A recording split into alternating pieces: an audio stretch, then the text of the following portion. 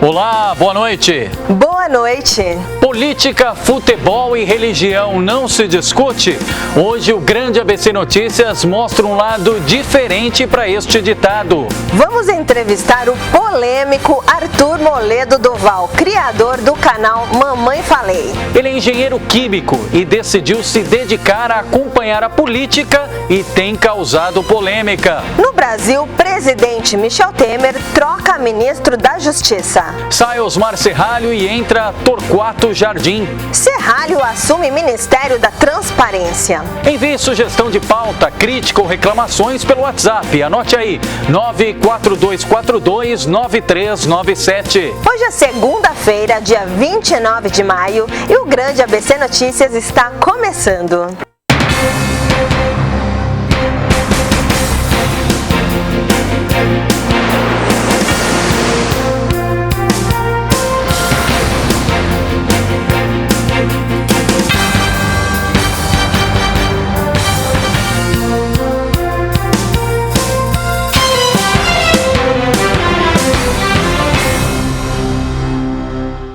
Você acha que política, religião e futebol não se discute? Mas hoje o Grande ABC Notícias terá isso e muito mais durante os próximos 60 minutos de pauta. Você já se perguntou, principalmente depois das últimas manifestações, o motivo das pessoas estarem participando desses movimentos? Você que está em casa, na telinha ou na telona, já imaginou alguém que estudou engenharia química começar a cobrir a política e principalmente as agendas de manifestações? Por isso, recebemos aqui na TV Grande ABC o Arthur Moledo Doval. Esse nome pode até parecer desconhecido, mas o trabalho dele é conhecido por muita gente. Ele é o criador do canal do YouTube Mamãe Falei. Boa noite, Arthur. Boa noite, obrigado pelo convite, viu, gente? Legal, e para você que não conhece ainda o trabalho do Arthur ou não teve nenhum contato ou referência com esse canal Mamãe Falei, a nossa produção aqui separou um dos vídeos. É uma média de 1 milhão de acessos e de visualizações, Arthur? Normalmente os meus vídeos eles dão os mais polêmicos, em torno de 24 horas eles batem 1 milhão de views, fora em outras páginas, em outros, o pessoal Kiba, né, que chama, pega da minha página e posta em outras páginas. Mas tem vídeos que já bateram bem mais que isso em 24 horas, o pessoal gosta de uma polêmica. Legal, e um dos que deu mais acesso, e esse com certeza fugiu dessa média e fugiu muito, foi a participação do Mamãe Falei no Congresso Nacional, entrevista com o deputado federal Jean Willis, e a nossa produção separou um trechinho desse vídeo. Acompanhe. Dá licença, Jean Willis, tudo bem? Tudo bem. Prazer, eu sou do canal Mamãe Falei, tudo bom? Eu fiz só uma pergunta para o senhor. O que está acontecendo ultimamente, que o senhor aparece aqui na câmera, só volta e vai embora? O senhor não está a fim de debater mais com o pessoal? O que está acontecendo? Primeiro, a sua afirmação é mentirosa, isso não acontece. Depois, você não tem autorização para me filmar, e se você puser esse vídeo, eu vou até fotografar você também, porque aproveitar... É assim que você responde a população? Não, não é assim que eu respondo, você não é a população. A população eu respondo. Meus 145 mil eleitores... Só eles são população. Eles me acompanham. Entendi. Isso aqui é população para a senhora. Estamos aqui agora com você. Isso aí, pronto. Isso aí, com você. Você vai me filmar? Vou filmar você, porque se você usar isso como peça difamatória, você não sabe. Tá bom, entendi. Então beleza. Muito obrigado, era só isso. Obrigado, viu? Obrigado pela atenção, pelo diálogo, pela pluralidade de ideias que você prega, viu? Valeu. Fascista comigo não tem vez. Essa que foi uma atitude fascista? Cuspir na cara dos outros é o quê? Não é fascismo cuspir na cara dos outros? Você vai cuspir em mim agora? Não vou cuspir você não, só quero dizer pra você o seguinte, não quero que primeiro assim. Você vai me agredir? Não vou me agredir. Isso é normal, eu tô acostumado a ser agredido. Não vou me agredir. Isso aí. Exatamente. Você postou ele fora? Não, deixa eu te dizer uma coisa. Não, ele vai não estar aqui. Não é assim, você vai ficar. Você vai ficar, não vai embora não. Chama o Bolsonaro, chama o Bolsonaro. Não, vai chamar? Porque ele veio pra cá me filmar sem minha autorização. Você não vai fazer isso. Você não tem autorização pra isso. Entendeu? Você não vai fazer isso. Não tô me agredindo. Não tô me agredindo. Você tá me filmando sem autorização. Você quer ir embora por quê? Não, por que você me filmou sem autorização? Eu não fiz nada. Você me filmou sem autorização. Você não tem não. Você vai apagar. Não tem não. Você não tem direito de me filmar sem autorização. Você vai apagar agora. Deixa eu chamar. Arthur, conta pra gente como é que aconteceu esse vídeo. Esse vídeo ia ter uma votação muito polêmica no Congresso, eu resolvi ir lá, e aí aconteceu uma coisa inusitada, né? O Jean Willis, que ele quase não estava mais indo na Câmara debater, ele apareceu, porque normalmente ele está votando e indo embora devido às polêmicas que ele está envolvido, e aí ele chegou e foi tomar um café e falou, minha chance de conversar com ele. Aí, como sempre, ele atendeu muito bem a população, como vocês puderam ver, e ainda me chamou de fascista, como é o de praxe, né? Aí eu fui perguntar para ele, poxa, então a minha atitude que foi fascista, de tentar conversar com o senhor e tal, e aí todo esse desenrolar aí do vídeo que vocês viram. Mas o Jean Willis, assim, já é uma figura carimbada, né? A gente já sabe que conversar com ele é quase impossível. Ele não dialoga com quem discorda dele, ele só dialoga para aquela bolha das pessoas que concordam com ele, mas o pior de tudo é o reflexo que isso causa, principalmente na população mais de esquerda. Ele não faz o que ele prega, então, é muito Imagina, distante. esse negócio, o democrático para ele é só se converge com as ideias dele. Se não convergem com as ideias dele, as suas ideias são O fascistas, cidadão Arthur discorda do deputado Jean Willis, do que pensa o deputado gênero, Jean número e Willis? grau, cara. Discordo dele em 99%. Quais temas, por exemplo? Por exemplo, ele é um cara, ele é a favor de estadismo. O que é estadismo? Ele é a favor de todo o poder para o Estado, o que é justamente uma atitude fascista. Ele é a favor de alguns absurdos que a gente pode nomear aqui, como por exemplo o kit gay, que é um projeto de lei que muito dificilmente passaria em alguma votação na Câmara, etc. Mas faz barulho, mas enche o saco e diz que impeachment é golpe, é a favor da presidente Dilma, apesar de falar que foi sempre oposição ao PT, e todas essas contradições que a gente vê do PSOL. Além, é claro, de apoiar todas as outras medidas que o partido dele apoia, que são, por exemplo, criação de bancos municipais, criação de bancos estatais, transformar a Odebrecht numa empresa estatal.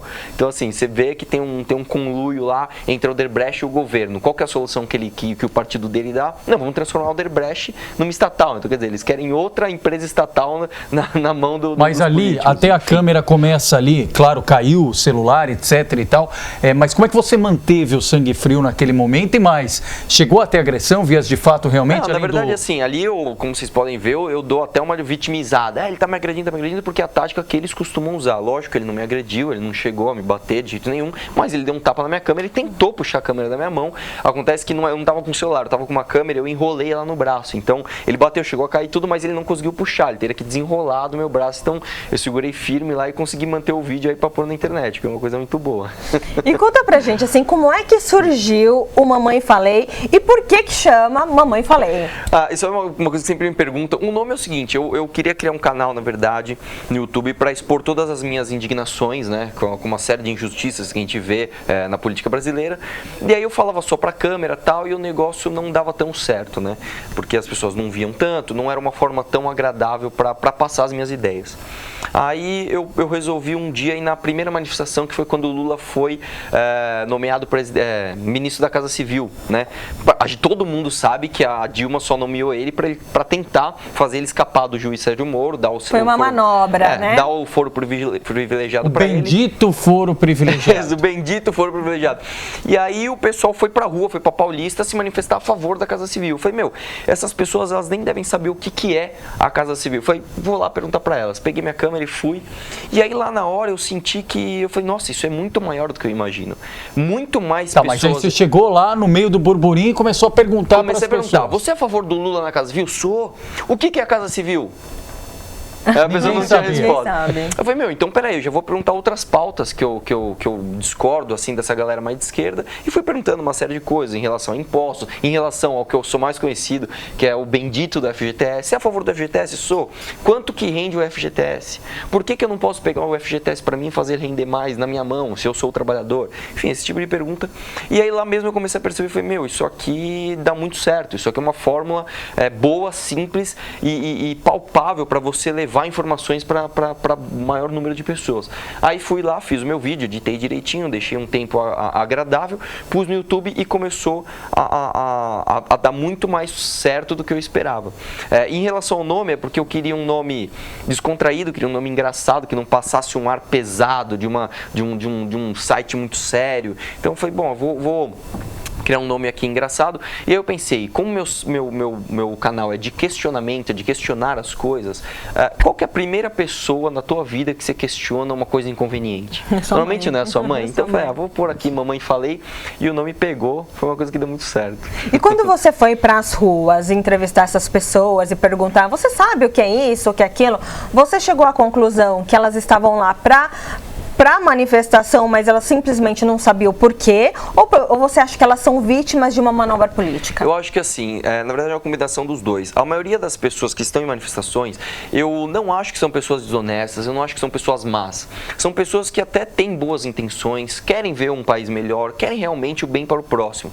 O problema é que elas, sem querer, são usadas como massa de manobra justamente pela desinformação propagada por pessoas de má índole. Então, por exemplo, você pega movimentos sociais que invadem propriedades privadas, etc. Esse cara nunca vai chegar e dar uma aula de direito para essa pessoa, uma aula de Constituição, mesmo uma que aula para de respeito. Eles a ignorância é uma bênção, exatamente, né? Nunca vai dar uma aula de respeito ao próximo. Ele sempre vai distorcer as informações de uma forma que ele consiga manobrar aquelas pessoas. Então, o PT tem excelência nessa área, em distorcer informações e mostrar para pessoas uma visão deturpada daquilo que é a realidade. Então, a maioria das pessoas estão lá e aí, com um questionamento simples, você começa a mostrar a contradição do pensamento de esquerda. Então, são coisas simples, como por exemplo, o FGTS é um direito?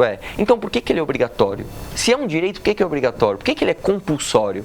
Se o FGTS é um mas o que você defende em relação ao FGTS? Ao FGTS, eu defenderia a extinção do FGTS. E aí, quando você fala assim, as pessoas falam assim, então você quer defender patrão, você quer defender o dinheiro na mão do patrão? E ao contrário, o dinheiro do FGTS, ele já não é mais, entre aspas, do patrão. Ele é do trabalhador. Então, eu quero que o dinheiro não vá para a mão do governo, quero que o dinheiro vá para a mão do trabalhador. Fique com o trabalhador. Porque o governo trabalha com esse dinheiro até lucra em cima dele. Exatamente, até o trabalhador receber. Então, ele já iria direto para o trabalhador. Exatamente. E o trabalhador é que administra. Hoje, como é que funciona? Você tem um fundo de garantia, onde você compulsoriamente tem que deixar na mão do governo, o governo utiliza esse dinheiro, inclusive para fazer obras no exterior, para fazer obra na Venezuela, para fazer obra em países da África, para beneficiar grandes construtoras, e você, trabalhador, só pode ter acesso ao seu dinheiro quando você for mandado embora, quando você tiver uma doença como um câncer, ou quando você quiser construir uma casa própria, enfim. Quem é o tem um teto, né? Exatamente.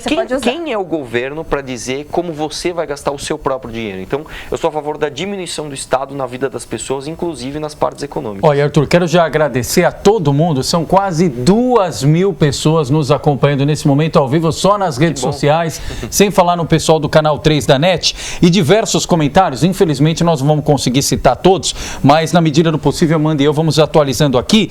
E um deles, Arthur, mostra aqui, ou vários comentários, um conjunto desses comentários, mostra exatamente o reconhecimento das pessoas em relação à sua consciência política. Eu não estou falando partidária, eu estou falando consciência política, e daqui a pouquinho nós vamos tocar no assunto partidário. Mas primeiro, como é que surgiu tudo isso? Porque a gente até falou, o Arthur entrou na faculdade, fez Engenharia Mauá, que é aqui perto da sede da TV Grande ABC, entrou no curso de Engenharia Química, e como é que surgiu o interesse pela política, pelo acompanhamento dos nossos parlamentares? Como é que surgiu dar a cara a tapa à população em temas tão polêmicos como esses, Arthur? Muito boa pergunta. Na verdade é o seguinte,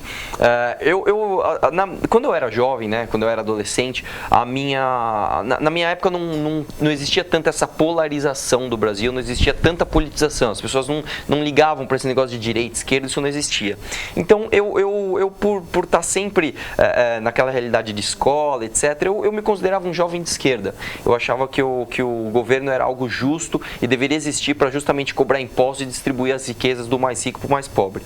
E aí uma coisa interessante que começa a funcionar, você confia no governo para fazer esse tipo de coisa, e aí a minha mente começou a mudar justamente quando toda a mentalidade de um jovem de esquerda deixa de ser de esquerda.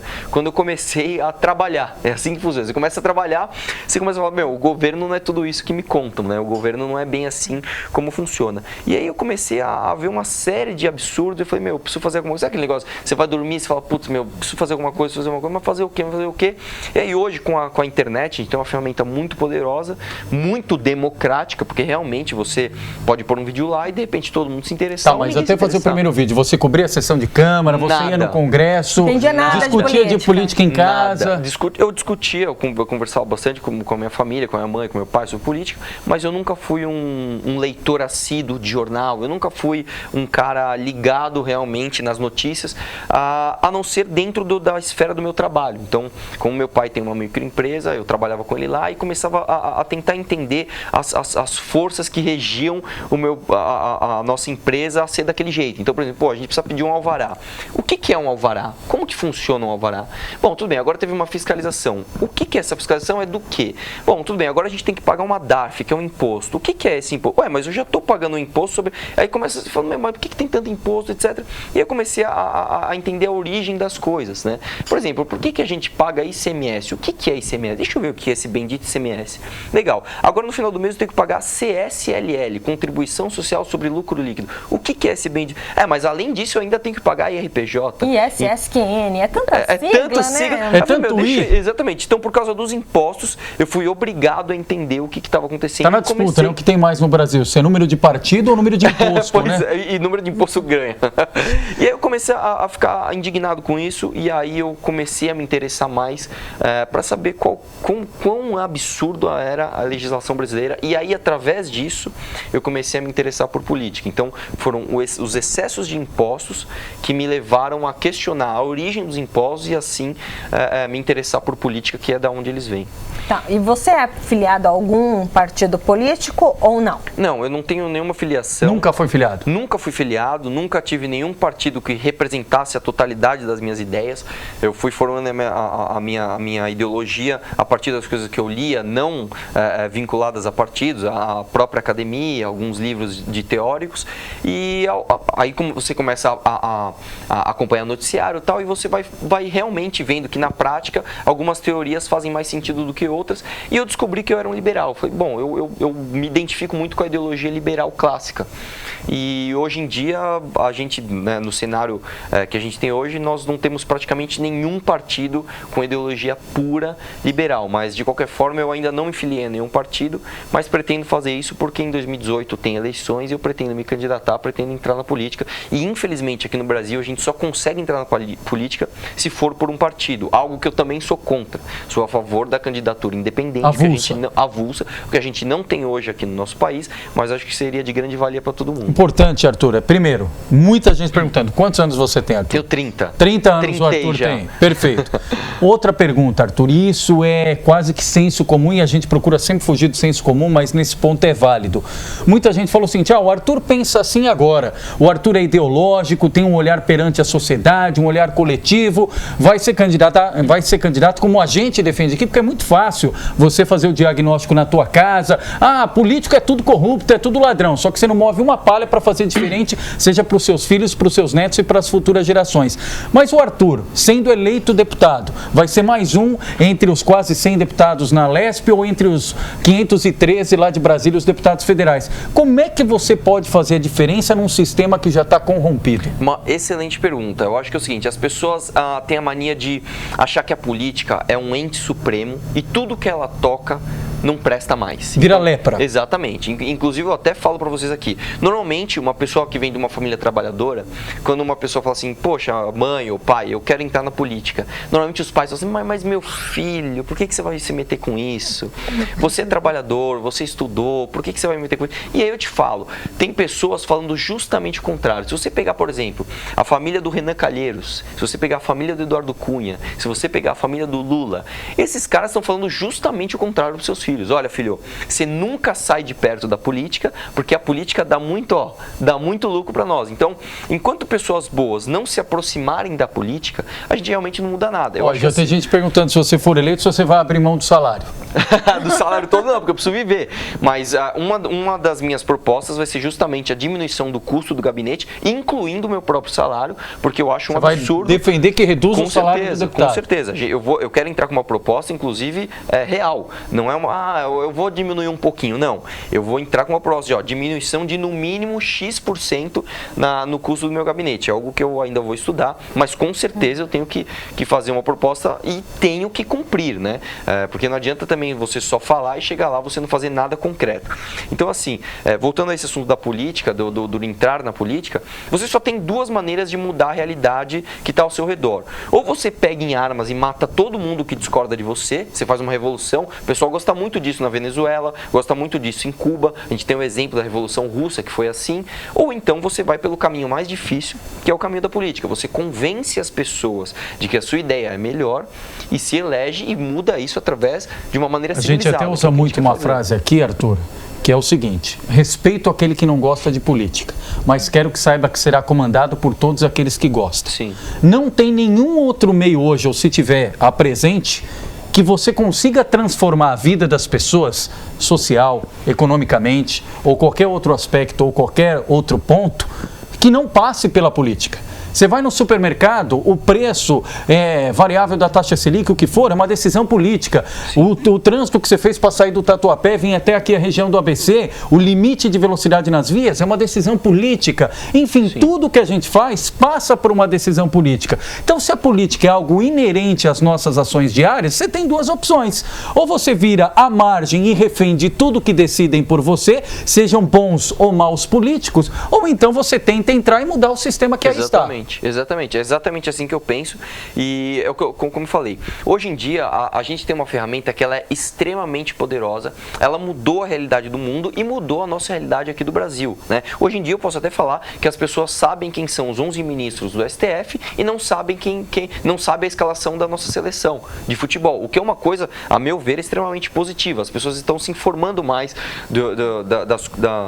da realidade política que tem aqui no Brasil. Então hoje nós temos a ferramenta que é a internet, que pode ser usada para fiscalizar aquela pessoa que você votou. Então, você acabou de votar agora em vereadores. Pesquise qual que é o trabalho que o vereador... Se é que a pessoa lembre quem votou, né? Então, você tem que lembrar em quem você votou e você tem que pesquisar o que esta pessoa está fazendo. E você não precisa de pesquisas densas, você não precisa tomar muito tempo da sua vida para isso, não. Basta você entrar na rede social daquele político, entrar na rede social de quem se opõe àquele político e formar uma própria opinião sobre a atuação do político que você votou. E ali você pode ter uma boa medida se aquele cara está ou não representando o teu voto. Então, eu acho que é um exercício de cidadania que todo mundo deve fazer. Então, Arthur, você que está acompanhando as manifestações e pergunta para as pessoas por que elas participam, você imaginava o tamanho do desconhecimento das pessoas com relação à política? Olha, eu sabia que as pessoas não tinham um conhecimento profundo em política, mas eu não sabia que ele era tão raso, né? Inclusive em questões que estão muito diretamente ligadas à vida cotidiana das pessoas. Então, como eu falei, eu sou conhecido como um cara que vai perguntar sobre o FGTS. E aí eu lhe pergunto, se você não tiver um FGTS, com certeza você conhece alguém que tem. É uma coisa que está diretamente ligada à sua vida. E as pessoas não sabem nem o rendimento daquilo que ela é obrigado a deixar o seu dinheiro lá. Além de outras questões, é claro, né? Como, por exemplo, o nosso próprio regime político. A gente não tem muita ideia de como que funciona.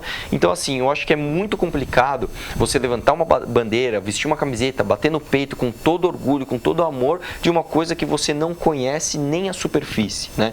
Então, eu espero até que o meu canal, apesar de ser polêmico, que pelo menos incentive as pessoas a pesquisar um pouco mais. E tem feito isso, né? Inclusive, vou até aproveitar aqui, me estender um pouco, deixar um dado interessante.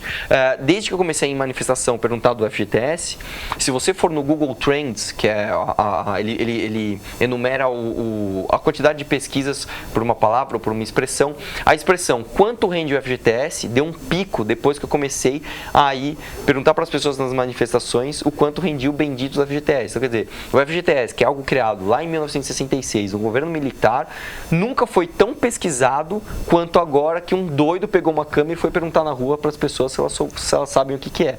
Então, assim, eu acho que tem feito um papel bacana, ainda que... E vou aproveitar aqui, quero mais uma vez agradecer nossa enorme audiência nas redes sociais, e tem uma legião aqui de comentários perguntando a respeito de Bolsonaro. Se o Arthur apoia o Bolsonaro, se o Arthur não apoia o Bolsonaro.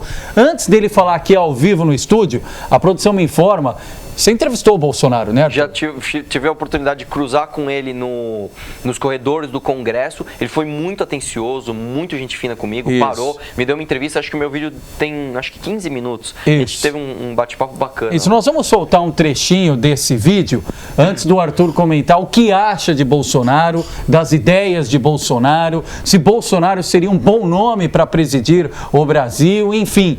Daqui a pouquinho você vai saber mais disso. Antes, o bate-papo direto aqui das duas feras. O Arthur, do Mamãe Falei, e o deputado Jair Bolsonaro. Acompanhe. Eu não sei se vai ser um MMA ou UFC. Fala uma coisa pra mim. A primeira pergunta que eu tenho é o seguinte: o que o senhor acha dessa briga que existe entre conservador e liberal, até na internet, nas redes sociais? Você acha que isso não é uma coisa assim que atrapalha um pouco o nosso lado, que a gente conjuntamente quer lutar contra a esquerda, contra excesso de impostos, etc? O senhor não acha que é uma coisa negativa? O pessoal mais conservador, o mais à direita, é especialista em dividir. Não acho que porque, por exemplo, em parte eu sou alguém da direita, se eu faço uma coisa errada, é ser o pau mesmo, tá? Mas não por qualquer besteira. Hoje eu estava vendo nas mídias sociais uma foto do Henrique Meirelles e ele falando que o Jair Bolsonaro vai votar favorável à reforma da Previdência. Olha só, eu nunca conversei com o Henrique Meirelles, acho que a distância mais próxima foi 10 metros uma vez aqui no Congresso. E eu não dei essa opinião para ninguém ainda, tá? O meu voto está definido já. E já vai ter gente agora descendo o pau e já por causa disso. Tudo bem. Agora não podemos nos dividir, nós somos a maioria. O Brasil, da maneira como está caminhando, todos nós vamos para o fundo do buraco. Pô. O pessoal tem que entender isso daí. Eles vão brigar todo mundo na cova lá. A igualdade que a esquerda prega, se não me entender, só existe duas situações. No cemitério, a gente vai feder igualzinho nós dois, né? E depois na miséria, como vive o pobre do povo cubano, o pobre do povo norte-coreano. Isso que a gente não quer. Nós temos que valorizar a meritocracia. Se é para ser todo mundo igual, quando a gente subir no avião hoje, ok? Começar a decolar, daí você pega lá o aeromoço e fala para ela assumir a cabine, o cockpit do avião. São todos iguais. Não é assim, tá certo? Nós somos diferentes, eu sou diante de você e você é diferente de mim. Exatamente. E cada um busca seu espaço. A gente concorda em um monte de coisa e tal. Eu acho que um dos pontos que a gente discorda é justamente o ponto econômico. Eu acho que é o mais assim, importante, que é justamente onde eu tenho dúvidas a respeito da sua política. O que o senhor acha assim, de protecionismo econômico? Por exemplo, a Petrobras é um tipo de protecionismo que a gente tem no Brasil. Você não acha que privatizar ou abrir o mercado é uma solução melhor para a nossa economia? Esse é meu pensamento. O Estado, o que faz o Estado forte é você forte. O Estado forte domina você. Acaba definindo aqui até o que você vai comer. Acaba definindo sua liberdade e por aí afora. Se você tirar esse peso do Estado, primeiro, no meu entender, diminui drasticamente a questão da corrupção. A economia no Brasil não é apenas taxa de juros. Quando o pessoal muitas vezes aqui, né, vamos aumentar a taxa de juros para conter a inflação. Se essa lógica fosse certa, na Alemanha ou no Japão, que os juros são negativos, a inflação teria que estar lá nas alturas, e não é isso daí. Okay? A economia é uma série de fatores. Por exemplo, eu tive há pouco tempo no Vado Ribeira, para encurtar isso, fazer bem curto aqui. Montanhas de magnetita, que são resíduos, né? Lá de uma mina na cidade vizinha de Jacupiranga, chama-se Cajati. Uma empresa chinesa comprou lixo. Sim. E as informações que eu tenho estão tirando nióbio de lá. Na carta metalogenética, no mapa metalogenético, tem incidência de nióbio lá. Então, essas grandes riquezas que nós temos, nós temos que valorizar, não é estatizar. Temos que ter uma, porque até... Olha, Arthur, eu tô aqui acompanhando as redes sociais e não para. É Bolsonaro, é Bolsomito, é Bolsonaro para presidente. O que você acha? Eu vou dar duas opiniões aqui. Eu vou dar uma opinião sobre o Bolsonaro e vou dar uma opinião sobre as pessoas que admiram o Bolsonaro. Então vamos lá. A minha opinião sobre o Bolsonaro é um exemplo de honestidade. Até hoje a gente não tem nada que fale contra a honestidade do Bolsonaro. É um cara extremamente gente boa. É um cara que, você conversa com ele, é humilde, ele dá as respostas sinceras, ele fala o que ele pensa mesmo. Eu concordo com ele em vários aspectos. Concordo em revogar o Estatuto do Desarmamento, concordo com uma série de pontos dele, mas como eu falei, inclusive para ele e para o filho dele, Eduardo Bolsonaro, a gente tem bastante contato, eu tenho um pouco de receio com a parte econômica, se ele se tornar um político protecionista. O que é protecionismo? É você fechar o mercado nacional para proteger a nossa indústria nacional. Isso já se mostrou ineficiente. Você pega, por exemplo, a Petrobras. A Petrobras é um exemplo de protecionismo. Você não pode fazer nada com derivados de petróleo aqui no Brasil se não passar pela Petrobras. Você a acha Petrobras correto quem compara o Bolsonaro ao presidente dos Estados Unidos, Donald Trump? Em algum aspecto, ele pode se parecer, por dar essas respostas mais polêmicas. Ele pode também se parecer por ser um cara mais voltado à direita, mas o Donald Trump com o Bolsonaro são bem diferentes, né? O Donald Trump vem da figura empresarial, o Bolsonaro vem do militarismo e já é deputado há mais de 20 anos, então acho que são histórias diferentes. Agora, a minha opinião sobre o pessoal que apoia o Bolsonaro, que gosta do Bolsonaro. Eu acho muito legal que você se interesse por política, que você goste do seu candidato, que você apoie as ideias dele, mas a gente tem sempre que separar a ideia da pessoa. Eu acho que você idolatrar cegamente uma pessoa, seja ela quem for, seja o cara mais honesto do mundo, seja o Bolsonaro, seja o Lula, seja sei lá quem, não interessa. Idolatrar alguém cegamente é algo muito perigoso. Por isso que eu acho que a gente deve, acima de apoiar pessoas, apoiar ideias. Vamos polemizar aqui um pouco.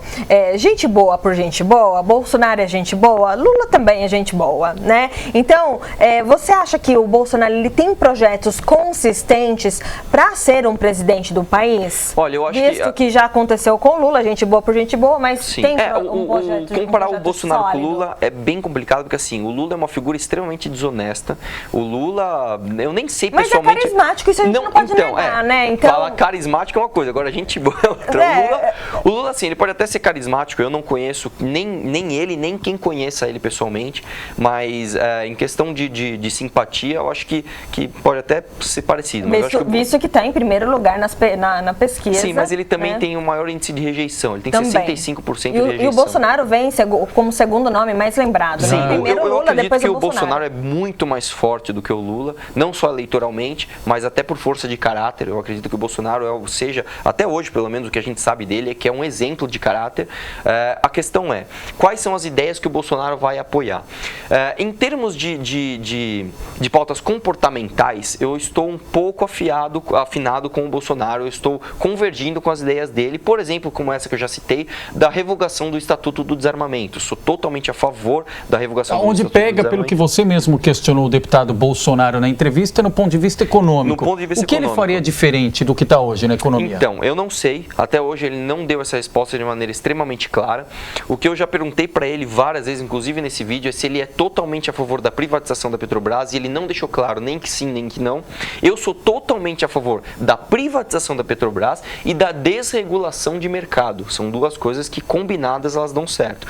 Não adianta você deixar a empresa na mão do Estado, como a gente já viu. Não adianta também só privatizar. Você tem que privatizar e abrir o mercado para novas concorrências, né?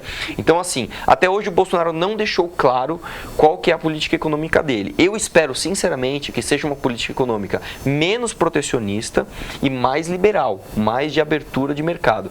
Vamos ver a hora que ele definir realmente qual vai ser o plano econômico dele, se vai vir nessa linha.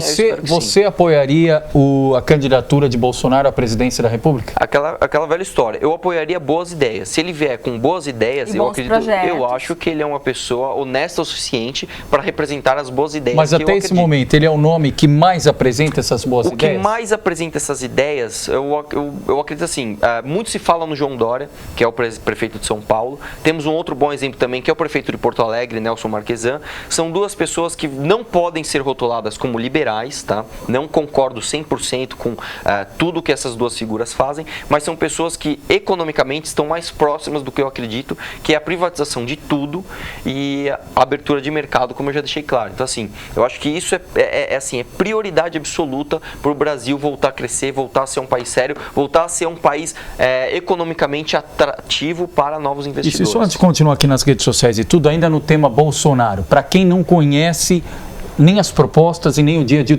do político Jair Bolsonaro, A vitória do Bolsonaro significa em algum momento o resgate do período militar brasileiro? Eu acredito que apesar dele vir do militarismo, apesar dele ser não crítico, mas apesar dele citar boas críticas ao período militar, o que eu discordo do Bolsonaro, eu acredito que não seria a volta do militarismo. Porque, e aí eu digo de novo, não só pela figura do chefe do executivo, que seria o presidente, sendo o Bolsonaro não, mas por causa da força da população que nós temos hoje, muitos instrumentos de proliferação de informações. Então, hoje, por exemplo, seria muito difícil você instaurar uma censura hoje aqui no Brasil. Seria extremamente difícil você, com a internet, você com a liberdade que nós temos hoje, querer cercear as nossas liberdades como foi feito no período militar, ainda que alguns justifiquem, o que eu discordo, sendo um regime de exceção extremamente necessário. De qualquer forma, eu acredito que a figura do Bolsonaro, apesar de estar ligado ao militarismo, não seria, nossa, se o Bolsonaro voltar, vai voltar à ditadura militar. Eu acredito que não, apesar de eu discordar dele em relação aos benefícios da ditadura militar aqui no Brasil. E você acredita que o Dória também venha a presidente? Eu acredito que sim, inclusive a gente torce para que sim, até porque a gente quer ter uma eleição menos voltada à esquerda. Se você pegar desde a redemocratização do país, a gente teve candidatos vencedores, se não de extrema esquerda como Lula, como a Dilma. Você tem, por exemplo, o Fernando Henrique, que não é de direita. O Fernando Henrique ele é de centro-esquerda, a uma política que eu também não concordo. Então, eu fico imaginando assim, se a gente tiver candidatos como Bolsonaro, como João Dória... Ou seja, a melhor chapa hoje, independentemente do cabeça, seria Dória-Bolsonaro. Eu acho que seria um segundo turno dos sonhos de qualquer um. Imagina só, você... Não dá para colocar os dois na mesma chapa? É bem difícil, eles vêm de times diferentes. Água e óleo ali. Não é água e óleo, mas assim, eles são de times diferentes. Eles são concorrentes dentro de uma mesma visão que não é a de esquerda. Isso, e antes da gente chamar mais vídeo aqui e repercutir, aliás, já tem até convite para você palestrar em faculdade aqui do ABC. O pessoal tá mandando você faz palestra. Prefeito. Isso, mas a gente vai pontuar tudo isso. Importante porque a gente defende aqui a consciência política. A gente defende amplamente aqui o pluralismo, a democracia, a divergência de ideias, em alto nível, como o pessoal está fazendo agora aqui nas redes sociais. Aliás, parabéns a todos que nos acompanham. Esse é o respeito e não aquele fla-flu, para não dizer outra coisa que acontece aqui no Brasil. Mas um outro ponto importante, Arthur, nesse dia a dia aí que você acompanha, nesse dia a dia com as pessoas, etc. Nós temos aí uma situação política das mais complicadas no Brasil, que pega PT, pega PSDB, PPS, todos os partidos praticamente. E vi que você compartilhou na rede social e agradeço mais uma vez a chamada falando da tua presença aqui hoje. Falou, estarei daqui a pouquinho na TV na terra do Lula. Sim. Qual que é a sua visão sobre o ex-presidente Lula e mais? Depois de tudo que aconteceu com Aécio Neves e o PSDB, vou fazer uma de advogado do diabo aqui. Qual a diferença hoje do Lula e Aécio Neves? Boa pergunta. Em primeiro lugar, eu queria falar ao pessoal que quando eu falei que aqui era a terra do Lula, obviamente foi uma brincadeira justamente para chamar o pessoal aqui para me assistir aqui.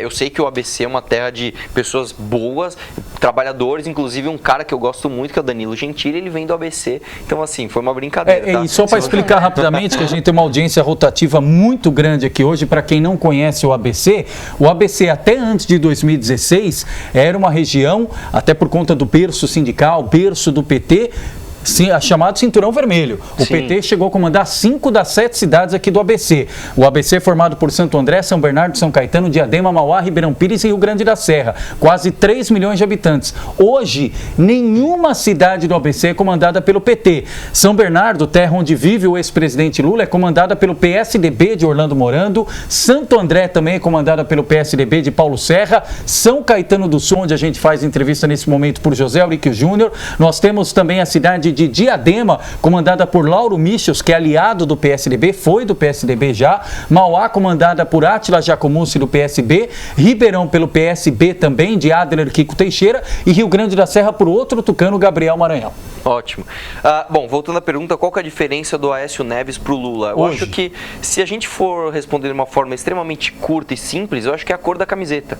Um é bandido vestido de vermelho, o outro é bandido vestido de azul e amarelo. Então, a meu ver, os dois devem ir para a cadeia. E se você pegar em termos numéricos, obviamente o Lula roubou mais porque ele teve mais chances de roubar. Ele foi presidente da República por 2 vezes e ainda conseguiu eleger a sua sucessora, que foi a Dilma Rousseff. Eu acredito que se o Aécio Neves tivesse sido eleito por 2 mandatos consecutivos e depois conseguido eleger um sucessor, ele seria tão ou mais prejudicial ao Brasil como foi o Lula. Hoje a gente pode ver, devido às delações, ao ótimo trabalho que tem feito a Lava Jato, que ambos são bandidos. A diferença é que um veste vermelho e o outro veste azul e amarelo, infelizmente. Tem um internauta aqui, o Lennon Felden, pedindo para você falar a sua opinião sobre o Ciro Gomes.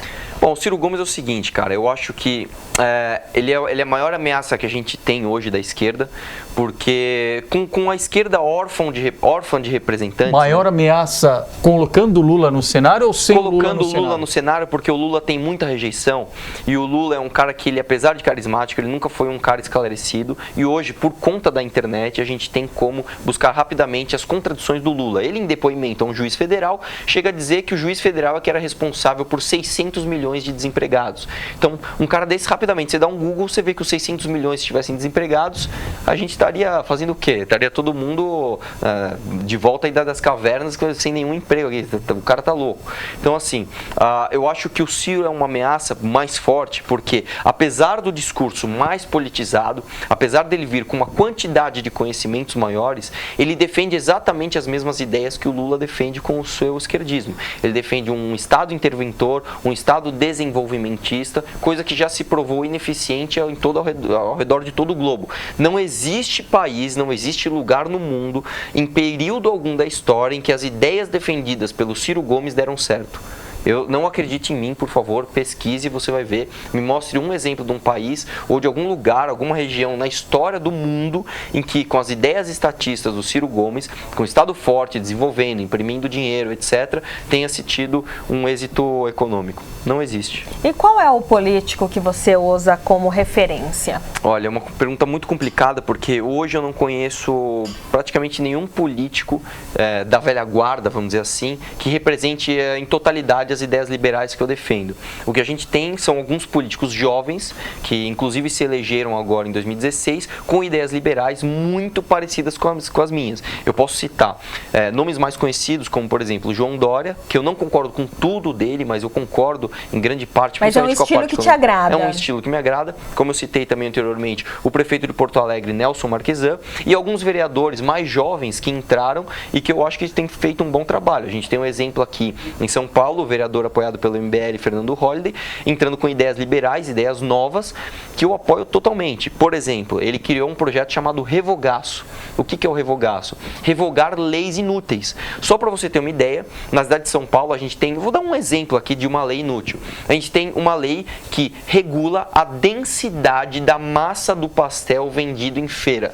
Então, acredite se quiser, você que paga imposto na cidade de São Paulo, você paga um fiscal para ele te proteger da densidade errada da massa de pastel de feira. Você tem uma lei que regula o tamanho da mesa de bilhar dentro de um boteco. Então, se você vai abrir um boteco, você tem que contatar um órgão para que vá um fiscal no seu estabelecimento, pago por você, para ele definir o tamanho da mesa de bilhar que você vai ter lá. Então, ele fez um revogaço, se não me engano, são mais de 8.000 leis que estão sendo revistas desde 1980, e eu acho que é um excelente trabalho. Além do que, ele fez justamente o que foi a primeira sugestão que me foi me dada aqui. Ele reduziu a verba de gabinete, incluindo o próprio salário. Então, ele teria direito, se não me engano, acho que a 19 assessores, eu não lembro agora, e ele tem 7, menos da metade. E você, eleito deputado, trabalharia com quantos assessores? Com certeza, não sei dizer exatamente, mas é o seguinte, eu vou te falar que hoje a Alesp, para quem não sabe, eu quero ser candidato a deputado estadual. Um gabinete de um deputado estadual hoje, ele tem mais verba do que um gabinete de deputado federal. Acredite se quiser. Hoje, você que paga ICMS para o estado de São Paulo está pagando o mais alto custo de gabinete do país. Então, eu sou totalmente contra isso. Isso vira um cabidão de emprego, vira uma força eleitoral para você manter ali o seu eleitorado, e eu pretendo cortar isso em algum número real que pode ser acompanhado por todo mundo após a minha possível eleição. O nosso internauta aqui, Jonathan Henrique, está perguntando o que você acha do juiz Sérgio Moro. Bom, o juiz Sérgio Moro, ele virou símbolo hoje de um herói nacional. Eu acho que, como eu falei anteriormente, é complicado você idolatrar uma pessoa cegamente, mas acredito que ele tem feito um excelente trabalho. Eu até falo para vocês, você acha que desde a redemocratização do país até hoje, só o juiz Sérgio Moro, percebeu o tanto de corrupção que existia no Brasil? Não. Então, com certeza teria um monte de juízes anteriores a ele que poderiam ter visto isso e poderiam ter julgado como ele tem julgado as ações da Lava Jato, mas nenhum outro tinha tomado a iniciativa tão grande de fazer o que ele tem feito. Então, admiro a coragem dele. Na sua avaliação, Arthur, algum risco da sequência da Operação Lava Jato? Tem muita gente que colocou em xeque com as últimas atitudes, em especial do final de semana, quando o presidente da República, Michel Temer, fez a troca no Ministério da Justiça, colocou Torquato Jardim, tirou o Osmar Serralho, e há quem garanta que isso seja um gesto no intuito de ter uma interferência, uma autonomia, possamos assim dizer, sobre a Polícia Federal. Inclusive, mais uma vez, o nome de Leandro Daello vem no noticiário com possibilidade de ser trocado, ele que é o diretor-geral da Polícia Federal. Você acredita num cala-boca Lava Jato? Olha, eu acho o seguinte, a Operação Lava Jato em si, ela é uma operação que eu acredito que não tenha consequências negativas para o país, uma vez que ela está fazendo uma lavagem geral, como o próprio nome diz, apesar do nome não ter tido esse intuito, né, mas ela está realmente limpando toda essa corja de políticos corruptos que vem assombrando o nosso país. A questão é, a Operação Lava Jato, ela é ameaçada constantemente, não só como a gente viu nesse último final de semana, mas desde o início dela. Se você pegar, desde o início da Lava Jato, ela sempre foi ameaçada por diversas maneiras, inclusive uma delas pelo próprio Renan Calheiros, quando ele atropelou uma sessão do Senado e tentou passar de qualquer jeito um texto deturpado das 10 medidas contra a corrupção, onde daria superpoderes para os políticos revidarem, entre aspas, os tapas da Lava Jato. Então, por exemplo, eles dariam ao político um poder de dizer que um juiz estava abusando da sua autoridade ao investigar ou ao julgar alguma causa dos políticos. Então, assim, a Lava Jato ela está sendo ameaçada o tempo todo, e eu acho que a população tem um grande papel, inclusive, para garantir o prosseguimento dessa operação. Você vê movimentos sociais fazendo seus papéis, inclusive o MBL, muito ativo, sempre fazendo o possível para informar as pessoas dos andamentos da Lava Jato, e a gente tem que evitar qualquer tipo de ataque a essa operação que está limpando o nosso país. O Bruno Cardoso, aqui também nosso internauta, está pedindo para você falar sobre a reforma trabalhista e da Previdência. Essa pergunta é muito boa, eu acho que é bom porque permite um esclarecimento. Normalmente, quando você fala de reforma política, as pessoas já vêm com aquele discurso pronto de você está rasgando a CLT, você está tirando os direitos trabalhistas. E aí eu digo, em primeiro lugar, a reforma trabalhista ela não rasga a CLT, e opinião pessoal, infelizmente. Porque, para mim, a CLT ela só atrapalha a liberdade dos trabalhadores negociarem diretamente com outros trabalhadores, que são os empresários. Então você é a favor da reforma trabalhista do jeito que ela está no Congresso? Sou totalmente a favor da reforma trabalhista, mas acho que ela está longe de ser a ideal. Não porque ela é muito agressiva, ao contrário, porque ela é pouco agressiva. O que não tem lá? Passada seria? O que é a reforma trabalhista hoje? Nós temos uma CLT que é retrógrada, é antiga, ela descende de 1930, que descende do governo estatista de Mussolini, fascista da Itália, e você tem uma lei que só atrapalha os trabalhadores hoje, tanto os empregados quanto os empregadores. O que foi feito para não se mexer na CLT? Foi feita uma reforma onde, basicamente, o que acontece é, o acordado vai valer mais do que o legislado, ou seja, sem retirar nenhum direito do trabalhador, o que o trabalhador negociar diretamente com o seu empregador vai valer mais do que a convenção coletiva, que é a CLT. Então, o que você tem na prática? Por exemplo, antigamente você não podia de jeito nenhum dividir as suas férias em mais de 2 vezes. Hoje você pode repartir a tela em 3 se o empregado quiser, né? Você, por exemplo, tem vários benefícios. Por exemplo, você tem um feriado na quinta-feira e aí você tem um dia útil na sexta. Anteriormente, você não poderia trocar o feriado da quinta para sexta e pegar um final de semana prolongado. Com a reforma trabalhista, você passa a ter esse poder de negociação. Você pode chegar no seu empregador e falar, olha, na quinta-feira é feriado, eu vou vir trabalhar, e na sexta-feira, que é dia útil, eu não quero trabalhar para eu emendar o final de semana. Você vai poder. Você pode, por exemplo, trocar 15 minutos do teu almoço com 15 minutos mais cedo para você sair sem interferência no seu banco de horas ou no valor da sua hora extra, se for o caso, se você fizer. Então, isso é uma coisa que anteriormente não poderia. A crítica que as pessoas têm feito à reforma trabalhista é que você está dando mais poder ao patrão, aos grandes empresários, o que é uma mentira.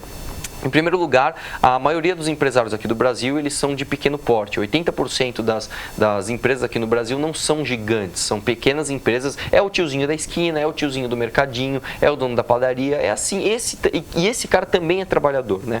E isso interfere diretamente, isso cerceia diretamente a liberdade do próprio trabalhador. Porque eu digo para você, quem são os políticos para dizer como você deve vender a sua propriedade privada, que é a sua mão de obra? Para mim, a propriedade privada é algo sagrado do trabalhador e quem deve mandar nela é o próprio trabalhador. A mesma avaliação e reflexão também vale para a reforma previdenciária? O Arthur é favorável? Sou favorável. Aí é que tá. A reforma previdenciária é o seguinte, nós temos uma previdência falida, um sistema de pirâmide que é horrível, e aí nós temos um governo como o do Michel Temer querendo mexer nisso.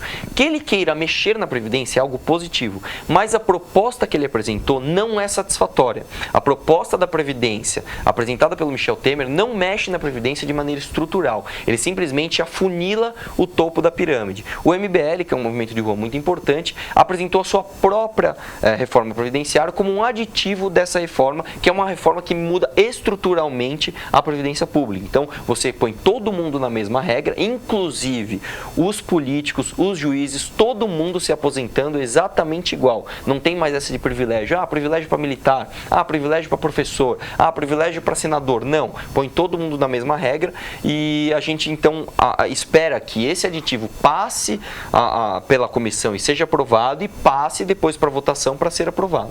Nosso internauta Hernani Rocha Lobo, diretas já ou não? Seria bom ou não para o país? Então, vamos lá. A questão da diretas já é uma coisa muito interessante, porque quando você fala assim, diretas já, qual que é a impressão que você dá? Você dá a impressão que você é a favor da democracia. Quem é contra eleições diretas? Acontece que isso seria rasgar a nossa Constituição. E se o nosso país, que já não é levado a sério, rasgar a Constituição mais uma vez, aí é que nós vamos nunca mais ser levados a sérios mesmo. Tá, então, mas assim, fazer um parênteses aí nessa sua observação.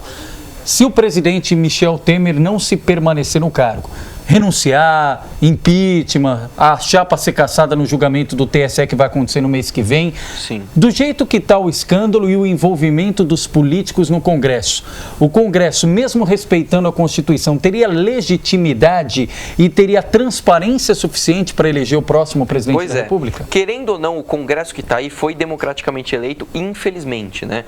Isso também é uma decorrência da anomalia do nosso sistema político. Hoje, menos de 10% dos deputados federais receberam votos para estar lá. Os outros 90 foram puxados. Então, por exemplo, você que é de São Paulo, que votou no Tiririca, você puxou mais 8 caras que você nem sabe quem é, inclusive 2 deles investigados pela Lava Jato. Infelizmente, eu não acredito na honestidade da maioria do Congresso. Mas é o Congresso que a gente tem e a política é o que a gente tem para melhorar o nosso país. Então, a gente não pode rasgar a Constituição e todo mundo hoje sabe que quem pede diretas já não pede a eleição direta, pede sim a volta de Lula. Eu pergunto para essas pessoas que pedem o diretas já, se eles também pediriam diretas já na Venezuela, o pessoal quer votar lá. Se eles também pediriam diretas já em Cuba, o pessoal lá em Cuba também quer votar. E aí, o pessoal da esquerda, vocês também vão pedir diretas já nesses países ou é só aqui no Brasil? Então, eu acho que assim, infelizmente a gente não tem uma Constituição que permita uma eleição direta. Eu pessoalmente espero que o Temer renuncie logo, ou se ele não renunciar, que ele caia logo, porque ele se mantendo lá trancos e barrancos só prejudica o país e que enquanto isso, independente de Temer cair ou não, que as reformas continuem tramitando. Hoje, por exemplo, a gente tem a reforma trabalhista tramitando no Senado, muita oposição por parte, é lógico, da esquerda, Maria do Rosário, Jean Willis, essas figuras que a gente já conhece. Então eu espero que, independente do Temer cair ou não, espero que ele caia rápido, que as reformas que vão mudar o nosso país realmente passem. Muita gente aqui perguntando, mas eu vou aproveitar a pergunta do Alan Machado. O MBL vai virar partido político ou não? É uma boa pergunta. O MBL, para quem não sabe, eu sou muito próximo ao MBL, não faço parte do movimento, não por alguma diferença ideológica, estou alinhado 100% com todas as ações do MBL, mas eu não tenho tempo disponível para fazer parte do movimento. Mas é um movimento excelente, é o principal movimento liberal do Brasil, quiçá do mundo. E é um movimento que tem feito um importante trabalho aqui no Brasil para levar liberdades a todas as pessoas. O que acontece é o seguinte, o MBL, ele nessa questão opa, desculpa. Não, não, ia até pegar esse gancho, Arthur, do MBL, do MBL, se ele vai virar partido político ou não. Eu estava pensando aqui no seguinte, os parlamentares hoje, eles não respondem tanto ao seu partido, quanto ao modo que eles respondem às suas questões suprapartidárias. Vou dar um exemplo prático aqui. Imagina, e acreditem, a gente já teve esse exemplo, um deputado que seja evangélico e seja do PSOL. Então, a gente teve esse exemplo já, era o Cabo da Ciolo, ele foi expulso do PSOL, mas imagina que ele vai lá e tem uma votação pro aborto. E aí o PSOL fala para ele, vote a favor. A bancada evangélica, que é suprapartidária, fala para ele, vote contra. Ele vai votar contra. Ele vai votar de acordo com a sua bancada suprapartidária e não de acordo com o seu partido. Por quê? Se ele votar contra o partido, ele pode perder uma secretaria, pode perder uma comissão, mas ele continua lá. Agora, se ele votar contra a sua bancada suprapartidária, ele perde a eleição no próximo mandato. Então, o MBL faz um trabalho muito mais expressivo com uma bancada suprapartidária do que como um partido cartorário. Além do que é o seguinte, para se tornar um partido aqui no Brasil, você precisaria de 5 milhões de assinaturas. É um trâmite burocrático. E isso leva tempo e dinheiro, além do que você passa a receber fundo partidário, algo que o MBL é veementemente contra. Então nós não queremos receber dinheiro público para fazer a nossa luta. A gente quer fazer a nossa luta de maneira totalmente E para quem cobra, Arthur, uma posição mais enfática do MBL? O MBL foi o principal movimento, ou então que capitaneou todas as agendas em relação ao pedido de impeachment da ex-presidente Dilma Rousseff. Hoje, com esses escândalos de corrupção, há quem também questione uma posição mais veemente do MBL. Como é que o movimento está vendo tudo isso? Basta ver o que foi feito assim que saíram as notícias da delação do Temer, né? Muitas pessoas criticam sem saber. Eu faço um desafio para você. Entre na página do MBL e procure lá, no dia em que aconteceram as notícias, qual foi a posição do MBL. Fizeram várias figuras pedindo para o Temer renunciar. Eu estava lá, coincidentemente, no dia, apresentando o MBL News, que a gente apresenta. Inclusive, deixo a sugestão para você, curta a página do MBL. Todo dia, às 7h30 da noite, a gente faz um jornal ao vivo lá, é muito bacana, descontraído. E aí eu estava lá apresentando o jornal. Quando acabou o jornal, saíram essas notícias da delação do Temer. A gente entrou ao vivo no mesmo instante e começamos a pedir a renúncia do presidente. Acontece que, assim, vários fatos vão se desdobrando e aí começam as histórias. Mas o áudio era falso. Mas o áudio não era. Mas vale. Mas não vale. Então, qual que é o papel do MBL em tudo isso? Além de ser um agente político importante na manutenção ou não do governo, que ele consiga informar as pessoas do que realmente está acontecendo, sem cair em falsas notícias, em fake news, sem desinformar as pessoas. Então, os fatos estão dados, né? A posição do MBL é que, acima da pessoa do Michel Temer, né? E como eu disse anteriormente, eu espero que ele caia logo, que a gente consiga aprovar o que realmente importa, que são as reformas, né? Eu acho que as reformas são muito mais importantes do que essa briga política de manter... Só antes de passar mais um vídeo aqui, que foi em Londrina, que o Arthur fez. Sim. Rapidamente, Arthur, você falou, mas para a nossa audiência rotativa, você é a favor da revogação do Estatuto do Desarmamento? Sou a favor da revogação. Para quem não entendeu direito o que isso significa, o Estatuto do Desarmamento hoje, ele desarma o cidadão e arma o bandido. Então, sou totalmente contra isso. Sou a favor de uma legislação um pouco menos rígida em relação ao armamento da população de bem. E para você que quer conhecer mais o trabalho do Arthur, acompanhe mais um vídeo que ele fez, mais uma das suas polêmicas. Acompanhe. Aqui de manhã, para tentar entrar, eles não deixam. Eles conversam com a gente na porta do colégio, você não passa para dentro para ver o que está acontecendo. Mas você não é mãe? Sim. Mas você não poderia entrar porque é uma escola pública? Sim, por ser público, então por que você não pode entrar? Mas você não pode, mas está proibido. Imagina, porque tem coisas secretas acontecendo O Conselho falou na segunda que nós poderíamos entrar. Hoje o Conselho veio e falou que nós não podemos entrar. O rapaz do Conselho Tutelar tá aqui, vai abrir a porta para as mães. Parabéns, chefe. Vai abrir a porta para as mães entrarem. Vamos lá, gente. Vamos entrar, vamos averiguar o que está acontecendo lá dentro. Você quer ver o que está acontecendo lá dentro? Isso, ela é mãe, ela quer saber o que está acontecendo lá dentro. Então vamos fazer o seguinte. Vem cá.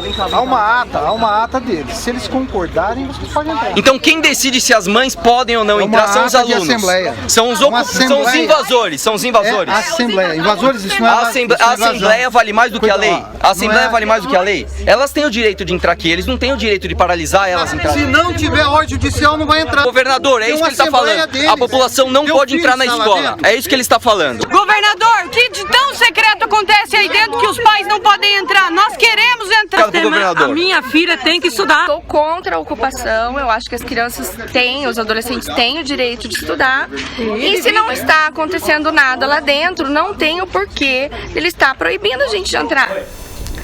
Mais um vídeo. Esse daí, como é que foi o bastidor, Arthur? Isso aí foi o seguinte, cara, pra quem não acompanhou, mais ou menos no final do ano passado, o pessoal, principalmente no Paraná, ocupou muitas escolas e muitas universidades. E aí eu falei, bom, eu não quero saber qual que é a pauta que eles estão pleiteando dentro dessas ocupações. A questão é, você não pode ocupar uma escola. Eu não posso chegar no hospital e falar assim, eu discordo da saúde pública, então ninguém mais vai se tratar aqui nesse hospital. Da mesma forma, eu não posso ser contra alguma medida do governo e impedir outros estudantes de estudar. Nesse vídeo em específico, foi em Londrina, e aconteceu uma coisa muito interessante, porque eu estava passando por lá, eu nem ia naquela escola, e eu vi um grupo de mães ali, vi um burburinho na porta da escola. Quando eu fui perceber o que aconteceu, tinham mães preocupadas com seus filhos lá dentro, com questão de uso de drogas, etc. E o próprio conselho tutelar foi chamado, em vez de eles apoiarem as mães, como vocês sabem, o conselho tutelar, principalmente do Paraná, é totalmente aparelhado por partidos de esquerda como o PT e PSOL, apoiaram as invasões. Então eles falaram, não, aqui está ocupado pelos alunos e vocês mães não podem entrar, o que é um tremendo de um absurdo. Inclusive eu tenho mais vídeos no meu canal onde eu entro nessas invasões, eu invado a invasão e mostro a hipocrisia desses alunos. Então eu falo para ele, pô, você está aqui contra o quê? Não, estou aqui contra a PEC do teto. Você leu a PEC, Li? Quantas páginas tem a PEC? Aí o cara não sabe responder. Tem mais ou menos de 30, a pessoa não sabe responder. Então, quer dizer, ela nem leu aquilo pelo qual ela se opõe. Ela simplesmente está sendo usada de massa de manobra e, pior do que isso, está cerceando o direito de outros alunos estudarem. Bom, Arthur, a conversa aqui tem pauta para horas e horas. Quero agradecer e muito a sua participação aqui conosco, você que está nos acompanhando, agradecer muito, principalmente os internautas, a legião aqui de seguidores. A gente sabe que muita gente que acompanha o trabalho, o dia a dia do Arthur, através do canal Mamãe Falei, enfim. Mas o objetivo aqui da TV Grande ABC, quero mais uma vez reiterar isso e agradecer para quem nos acompanha de forma inédita hoje, para quem nos acompanha pela primeira vez. O objetivo é justamente ser plural e democrático, levar todos os lados aqui. Você que defende o Lula, você que defende o João Dória, você que defende o Bolsonaro, a Marina Silva, o Ciro Gomes. O objetivo aqui é trazer todos os lados, todas as visões. E a partir desse debate, você que está aí na telona ou na telinha, pode tirar sua conclusão e você analisar. Quem merece o meu voto? Quem tem condições reais de governar o Brasil diante dos desafios colocados?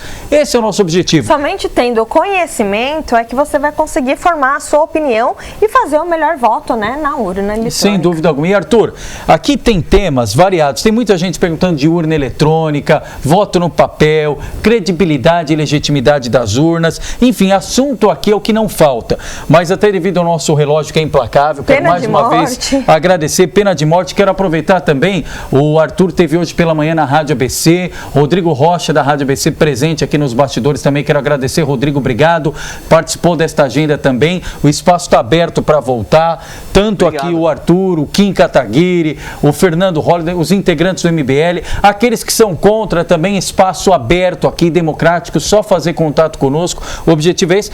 E mais uma vez, o mais importante, Arthur, e a gente falava isso antes mesmo de você entrar no ar, é você mostrar a sua consciência política, independentemente de entrar no mérito do lado. Mas você se preocupa com o seu país, quer discutir, quer fugir do senso comum, e isso vai justamente naquilo que a gente defende no dia a dia da TV Grande ABC. Por isso, o espaço sempre franqueado, sempre aberto. Aliás, se quiser, dentro da tua agenda, semanalmente voltar aqui conosco, comentar, atualizar os temas, ajudar quem está em casa a fugir do senso comum, independentemente de concordar ou não, o espaço sempre aberto. Muito obrigado. Só vou então deixar um convite pro pessoal aí, por favor, se inscreva no meu canal. canal é youtube.com/mamãe falei tudo junto. Tem no Facebook também, facebook.com/mamãe falei. Quem quiser me seguir no Instagram é Arthur Moledoval tudo junto.